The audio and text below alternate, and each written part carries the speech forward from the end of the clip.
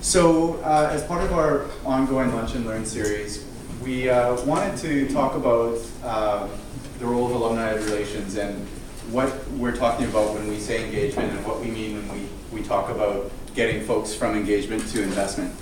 And so the presentation today is based around our engagement model. And so through the presentation, we'll explain a little bit about what that looks like. And I'm going to apologize. The font's changed, so some pictures may come out of order because it's a different version of PowerPoint, so I apologize. But our agenda today will be focused on what we see here. At any point, feel free to ask questions. There's a lot more information that I'm going to be sharing here, so if you have something that you want to question, please feel free to do so. So the role of alumni relations, when we look at the BCIT landscape, we know that BCIT has invested a lot of resources into the entire external relations division. And as part of that, alumni relations is a primary function of that. And there's questions around what is the purpose of alumni relations? What's the role? So some people say we should be friend-raisers. Some people say that we should be fundraisers. What do folks around the table think? What are we? You were right.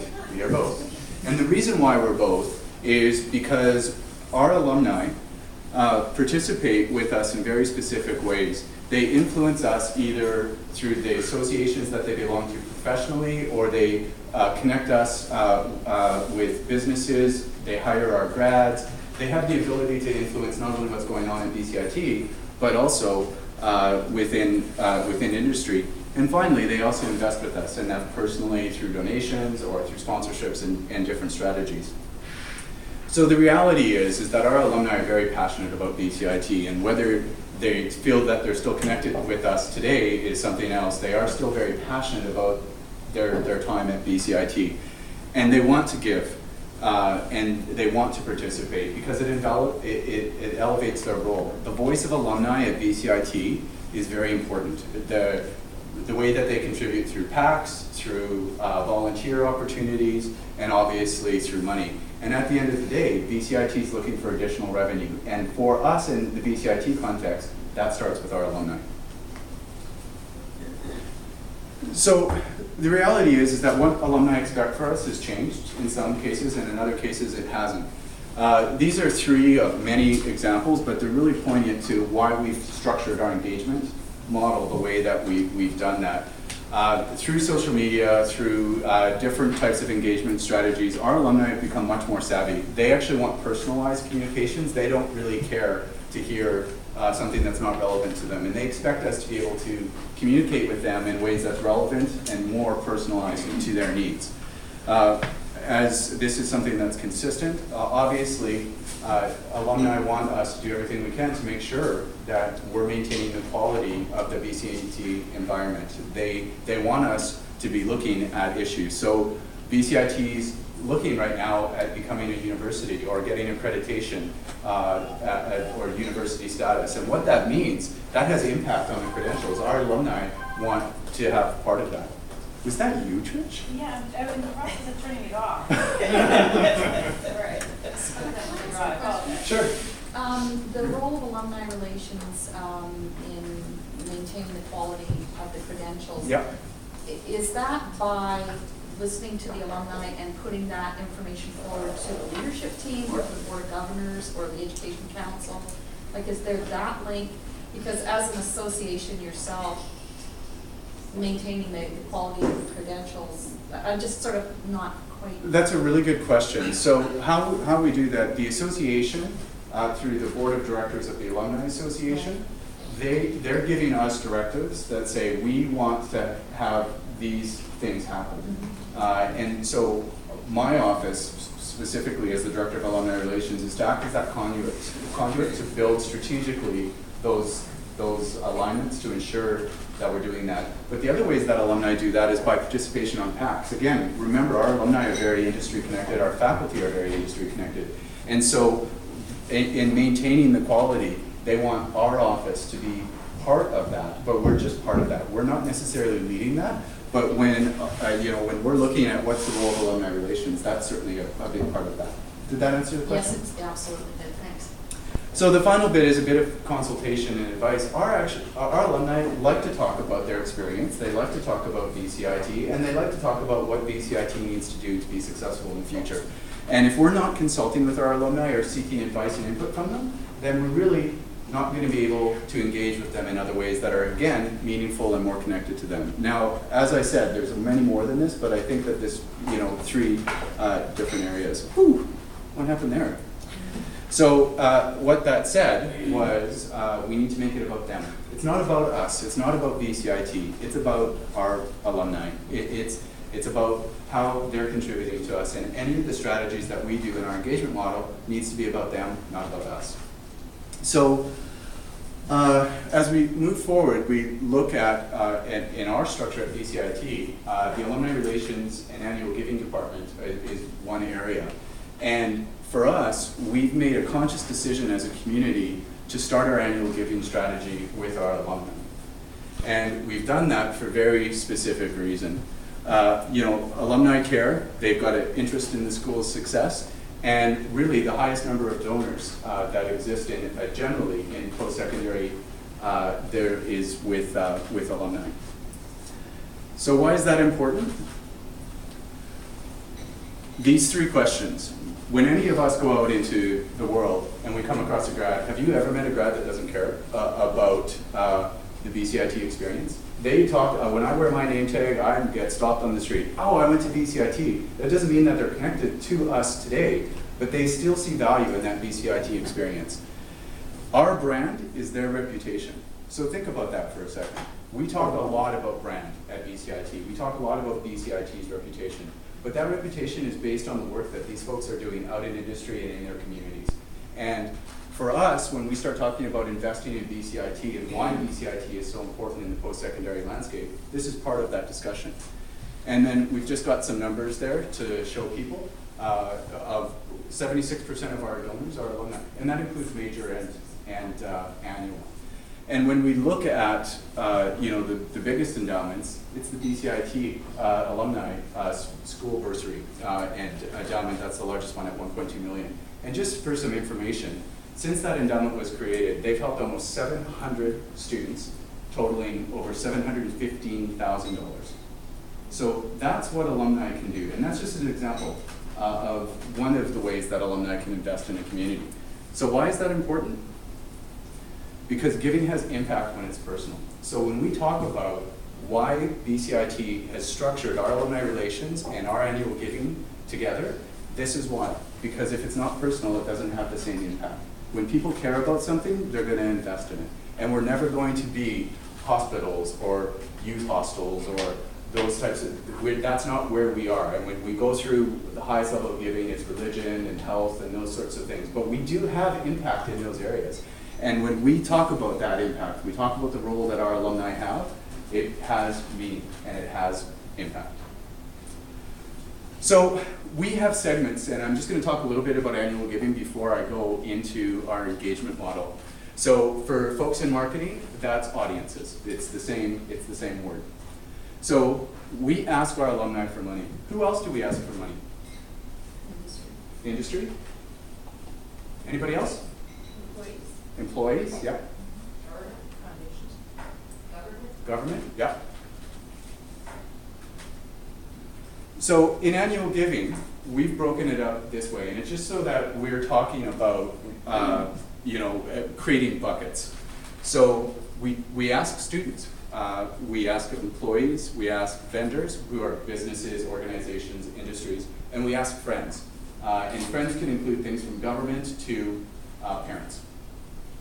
And so when we look at who we ask, we're looking at, depending on who we're asking, that message changes because giving has impact when it's personal. And so what's important to these groups is different. But our annual giving is starting with our alumni, but that's not where it ends. So I just want to talk about the buckets of where the money goes as well, just because I want to explain this fully. So these are the priority areas that we fund at BCIT. They include memorial, equipment, unrestricted, school awards, and bursaries.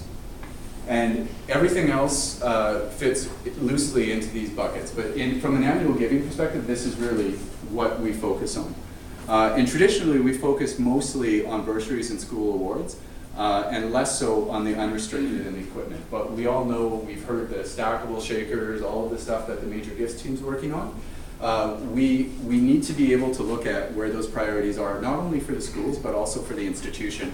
And so you'll see these little arrows going in multiple ways. We can raise money for different things at the same time. So we will work in conjunction with the schools, with the major gifts team, to make sure that we're able to fund where BCIT's priorities are. But before we do that, annual giving is structured a little bit differently than major gifts. So when we look at the three primary ways that we structure most of our annual giving, it's based through appeals. So that's letters and phone calls and solicitations that way. And it's really, really specific, and it requires a really special skill set to do that, a very focused skill set.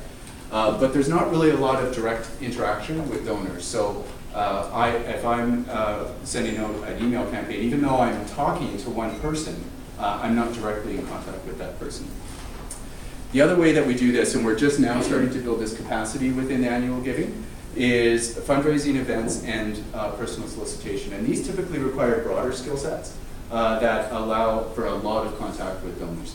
And when we start looking at how these all work together, that's really where we start to build the base for, I've heard it, everybody's talked about pipeline. And this is really where that base comes from, is that we're building that engagement and that investment in BCIT through what we're doing in annual giving. So what do you think all of these things have in common?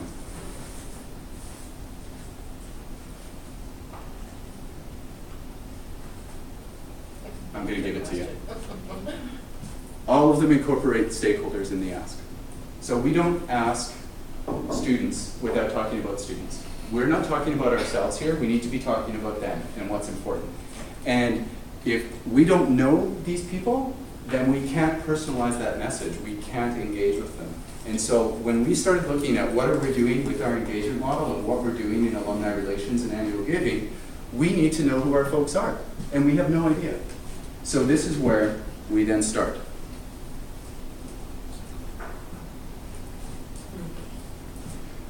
So let's look at BCIT for a second. So our internal culture has changed a lot, and the landscape's changed a lot at BCIT in the last 5 years. But we've learned some lessons. We don't really have a culture that's overly collaborative historically. It's changed a lot, and we've all experienced that across the division. We also learned that we really don't have great relationships across the institution. We, in a lot of cases, haven't earned that trust or that open door. And so we need to do a lot of work, specifically in alumni relations, to fix that. One of the things that's most poignant when we look at our engagement model is that our faculty and staff hold all the relationships. We typically went, so now you're alumni? Come with us, don't talk to them, come with us. And we pulled our students and our graduates away from the people that they chose to come here to learn from. We took that relationship and said, that's not important, now we want you to focus here. Oh, and by the way, do you want to give money? So we needed to change that. So we needed to start somewhere. So this is what we did. So really, we focused internally. We didn't go externally. We didn't talk to industry. We knew that there was brand research happening. So when we started to look at what we were doing, I think the thing that was the most poignant for us was this one. We focused on the best relationship with the school that we had and the worst relationship that we had. And then we tested what we were doing with them. And let me tell you, faculty and staff are pretty clear about what their expectations are and things that we're not good at. So we actually learned a lot from that. We also consulted with student leaders. And the reason why we did that is because the BCIT experience starts with students. So we can't, it wasn't you this time?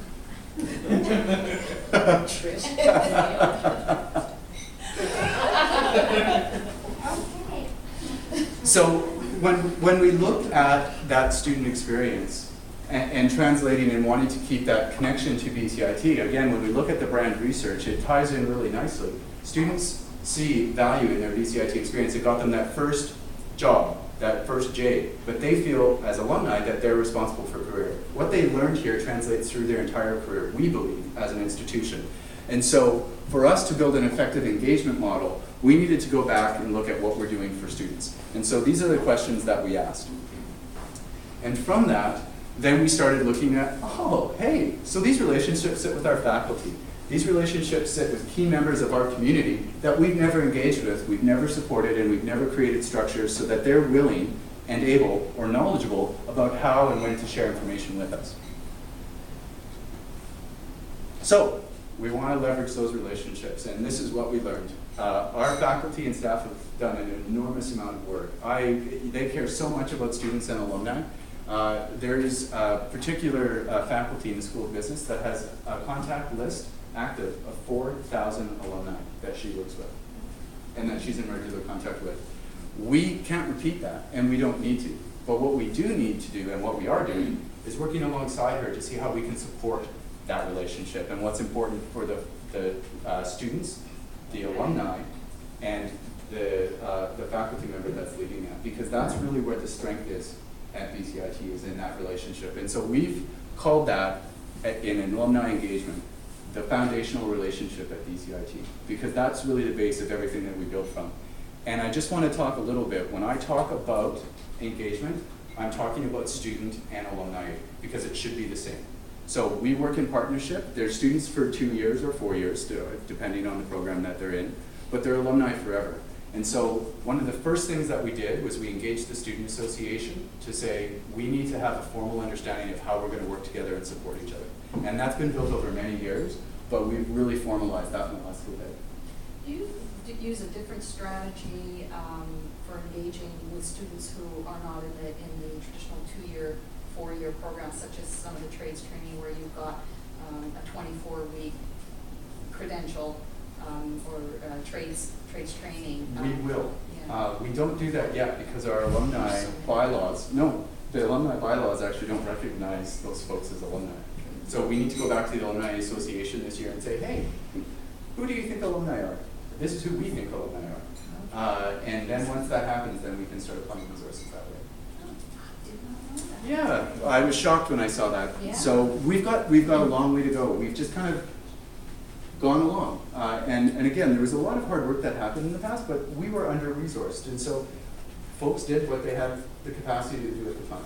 And now we have an opportunity to expand on that foundation and build upon those strategies. So when we think about the outcomes of those relationships, it really becomes interconnected, and there's real power in that. There's more voices at the table, there's more ideas. BCIT is a stronger institution if its alumni are engaged and connected. So, what is our engagement model? So I've already said that it's based on that foundational relationship, but we've got 145,000 alumni. Imagine how are you going to target groups with 145,000 over 50 years? It's a pretty daunting task. So what we've done, we've got a wonderful tool called Razor's Edge, and it's a constituent-based database which allows for us to apply ID codes based on relationships. And so what we did was we created a bit of a funnel, and we looked at how do students have that relationship with BCIT. And this is what we discovered. Students connect with BCIT in 3 ways, essentially. Program related, so it's directly related to their program. So they have a connection specifically through an associate dean or a program head or an instructor, and that's how they connect into BCIT. That's where the real passion and drive for their experience at BCIT comes from. The next one is what we've defined as co-curricular. So we've got student leaders that are on this campus that are residence life advisors, that are peer tutors, that connect into the library. And that's really where their passion for BCIT is. That's what defined and encapsulated their BCIT experience. And then we've got area of interest, where there's room for other political or different-based interests, like women in trades, or different leadership structures. And what we needed to do was be able to define where those relationships sit. And these things don't interrelate. So when we define an alum in the database, it's because this is their primary way of connecting to BCIT. So when we target communications to them, we're targeting it based on where they're connected to BCIT. Does that make sense? So the next thing we did, and this isn't rocket science, this exists right across best practices in alumni